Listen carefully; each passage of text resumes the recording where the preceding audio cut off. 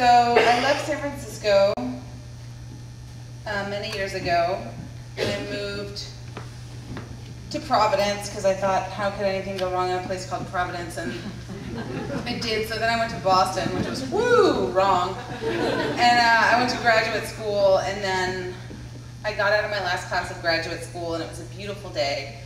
And the sun hit my face, and the first thing I thought was, I have to get out of this town.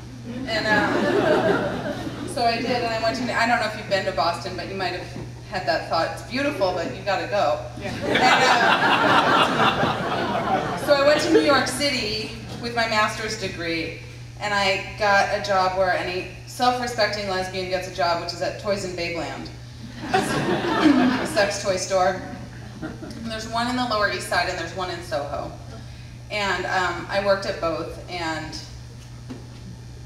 while I was there, the place in Soho used to be an art gallery, so it was very ultra-modern, and all the wood that the toys sat on was like stained red, and there was like a mustard yellow walls. And then the owners decided they were going to kind of get branded.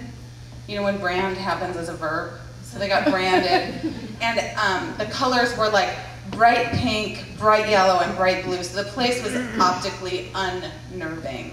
Like it was just too much stuff. And there's, you know, and there's vibrators everywhere, and pocket pussies, and whips, and chains, and a bunch of lesbians.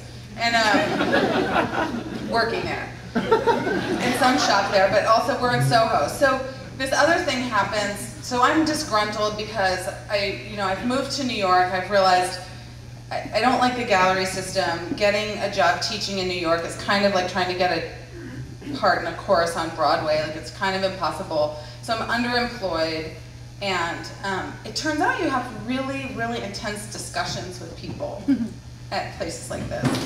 And other people in New York are having these same discussions in an office and getting paid $250 an hour. And I'm getting paid like $11.75 in New York City, and I'm pissed, you know?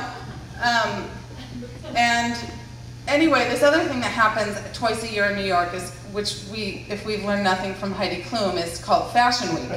And so in Soho, what happens in Fashion Week is there's a thin women march through the store, a battalion of them, and you can tell that they're there for Fashion Week or they live there, but they look particularly like wan. And supermodels in real life, the ones I noticed at the store, I don't mean to generalize and can get you in some trouble, so the supermodels that I encountered at the store in Fashion Week. First of all, they're there shopping for sex toys. They're wearing generally jeans that are incredibly ill-fitting, but very expensive, but so ill-fitting, they look very alien, and then they're just sort of some kind of nondescript shirt and these incredible shoes. Just fucking amazing shoes. Just like shoes that should be in like a museum. Just shoes, like shoes. And then bags, $5,000 purses that can buy you a car, and some gas for the car. I mean, just these bags and these shoes and these terrible jeans. And they're just tired and they're mad. They're all angry. They're all in a bad mood. And by all, I just mean the ones that I encountered. And I just keep, well, of course they're mad. Like if I don't have lunch on time, I'm pissed. I get super hangry. I get glassy, and I'm like, meh, whatever. So meanwhile, I'm having these really intense discussions. Like some women come in and they say like, well, what's, you know, I want to get a toy, I want to get a vibrator. I saw this one on Sex and the City. Is that the best one? And I'm like, well, you know, it kind of depends on what you like. Do you like internal or external stimulation? And often the response that I would get to that was, you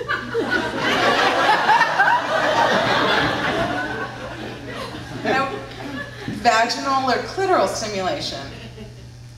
I mean, enough to make a woman cry for $11.75 an hour. The country is falling apart. It's wealthy women with perfectly good clitoris and vaginas and just nothing. So I'd walk them over to the book section and I'd get a book off the shelf and there's all these line drawings of all these different pussies with like crazy labia, like some of them look like wings or manta rays.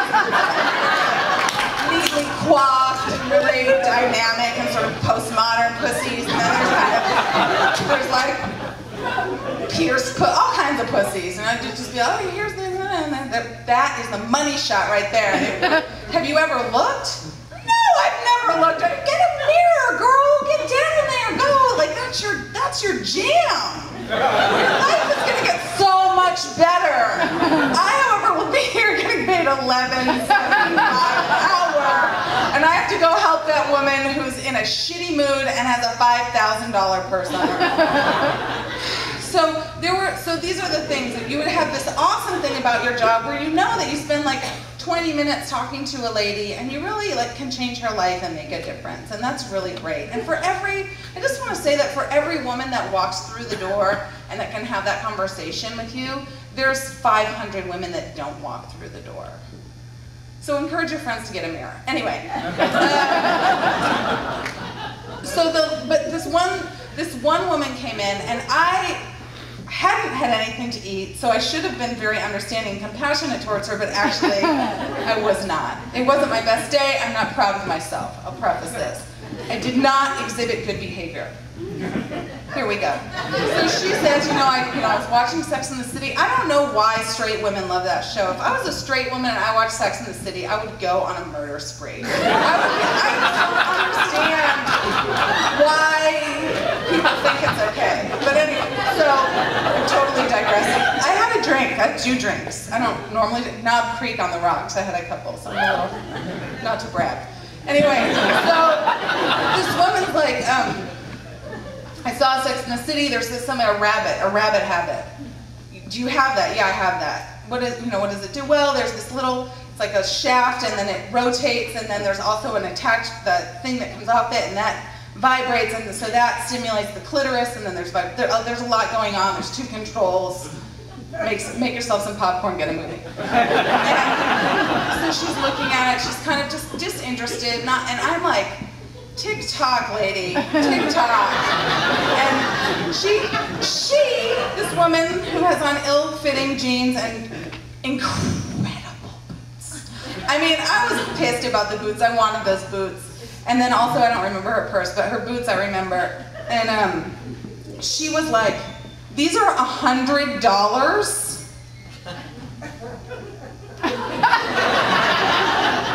And I'm thinking to myself, you're trying to tell me you don't have $100. Whatever. And I was like, yeah, they're $100. Do you want it? And she was like, these are $100. She's like raising her voice. And I finally just said, how much did your boots cost? And she just looked at me. Looking back now, I realized she didn't pay for them. Right. But whatever, that's fine. Because at the time, I thought those were like $6. She doesn't know how much they cost. Someone gave them to her. But anyway, I said, well, how much did your boots cost? And she just looks at me, and I was like, because those only go on your feet. So I just want to say that this is a little tale about toys and priorities. Get a mirror, wear nice shoes, but know where the money shot is. Happy holidays.